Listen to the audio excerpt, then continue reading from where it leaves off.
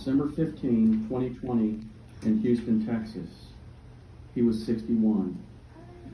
We are comforted by the fact that he knew Jesus Christ and confessed him as Lord and Savior, having been baptized at a young age and having rededicated his life to Jesus and being baptized a second time as an adult. He is survived by his father, Bob, his mother, Lois, his three brothers, Stan and his wife, Patty, Les and his wife, Meredith, and Kent and his wife, Marisa, his sister, Julie, and her husband, Mike, three aunts, Lottie, Catherine, and Peggy, two uncles, W.L. and Carrie, several cousins, 15 nieces and nephews and their spouses, and 21 great nieces and nephews. And he cared deeply about every single one of us. I'm Jack's youngest brother, Kent, and I'm honored to share a few things about Jack, fully acknowledging that there is simply no way to give Jack a fair and concise description. Because our father served in the intelligence in the U.S. Air Force from 1957 to 1977, the family was sent all around the world, which may explain Jack's love of travel. That was Daddy's influence. Mother's influence was he loved Mexico and Central America. And we know that's Mother's influence because the first food that she was able to hold down while she was pregnant after several months of morning sickness, or what she calls all-day sickness, was Mexican food. And of course, he loved Mexican food. The Air Force sent Daddy to Yale in New Haven, Connecticut, which, as I mentioned, is where Jack was born while they were there. And Jack was always, for some reason, proud to be a Connecticut Yankee, but he was also more proud to be a Texan. As a toddler, Jack moved with Mother and Daddy to Taipei, Taiwan. He was one of 3 American children who attended a Chinese kindergarten. In the Christmas performance, the 3 of them, he and the other 2 Americans, played the 3 wise men from the West. As a small child, he excelled at piano. Later, he learned the flute. He sang in the Madrigals, which was a performing and competition choir at Crockett High School, where he would graduate in 1977 before attending Baylor University, where he was responsible for implementing the tradition of flooding Pat Neff Hall with green lights following Baylor victories. He was a radio talk show host in Austin, Texas, where he discussed politics. He later switched to a less controversial format of travel, entertainment, leisure, and dining. He moved to Houston and began the show Houston and Beyond, which was heard from 4 to 6 on Sundays on KNTH, The Answer 1070. More about his career and the lights at Pat Neff Hall and other details can be found on his website, HoustonandBeyond.com. As we all know, Jack was multi-talented. One might think that he loved the spotlight, and perhaps that's partly true, but we know that's not the whole truth. He was always willing to serve others by providing entertainment at weddings, parties, reunions, anniversaries, and other events. My mother shared a story with me that back in the 90s or early 2000s, Jack was asked to play the piano and entertain at a couple's 50th anniversary. The couple had met while working for the Atchison, Topeka, and Santa Fe Railroad, and there was a song from the 40s titled On the Atchison, Topeka, and Santa Fe, and it had become their song, so they wanted Jack to play it if he could. Now, this was in the days before the internet when you could look up anything, so he called Mother on the phone because he remembered that that song was on an album that he had heard that Mother and Daddy had. So he called Mother, and she found it, and she played the song for him on the phone.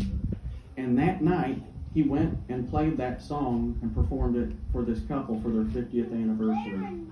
That's the kind of thing that he could do and was willing to do for people.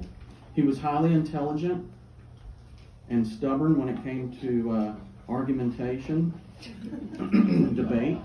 In fact, I think I knew this, but I was my memory was refreshed by my mother that in high school he actually debated Madalyn Murray O'Hair, the well-known atheist. And now they both know who was right and who was wrong. Jack was witty. Several times he won the Austin Pun-Off, which was held at the O. Henry Museum in Austin. In fact, with one exception, he won every single time he entered. Earlier this year, they called him and asked that he return for a rematch with the person who beat him. I guess it's hard to find good pun talent nowadays. They call in the old champions. But unfortunately, COVID intervened and the competition was canceled. Jack was unafraid to try any food, and he loved meeting people at restaurants for meals and conversations.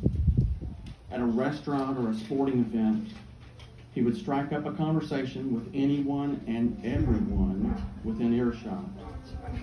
I knew that if I went to a Baylor football game, we would park downtown, ride the shuttle to the stadium, and by the time we arrived, he would have gotten to know half the people on the bus and led everyone in a sick 'em bears. And eventually, I learned not to be embarrassed to be with him during these times. In large gatherings, Jack inevitably commanded everyone's attention. But in private conversations, although Jack did most of the talking, most of the conversation was about the other person's family, career, and interests. At church, he was always the one to greet new guests and engage in conversations with older members of the congregation. He was amazingly and annoyingly persistent. Somehow, and I still haven't learned how he would do this, he was able to get in contact with people in high positions at corporations or organizations for various reasons, and many times those were to secure notes, letters, or certificates from those organizations in order to honor someone who was having a birthday or anniversary. He was proud of everyone he knew. He was everyone's biggest fan. If you were with him and he ran into a friend, he would tell that friend of your accomplishments and qualities.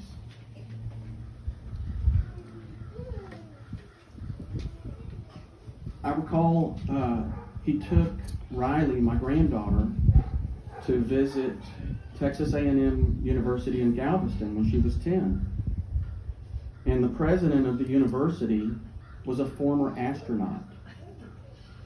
And they met in his office, and here's Jack telling an astronaut and president of the university how brilliant this 10-year-old girl is. And that's the kind of thing he would do. In fact, if you ran into someone and it turns out that they knew Jack, many times they already had a very high opinion of you because of what Jack had told them about you. Having lived, skipped ahead. But Jack not only got to know people, he maintained relationships with people. I wish I could learn to do that. We all could learn this lesson from Jack. I could go on, and Jack would go on and on. Having lived at various places in the U.S., our family loved to go on camping trips. I remember long car rides where Jack would pick on his younger siblings, including me, talk nonstop, and generally annoy everyone in the car. I remember Daddy telling Jack that he was like a magazine because he would make an issue out of everything.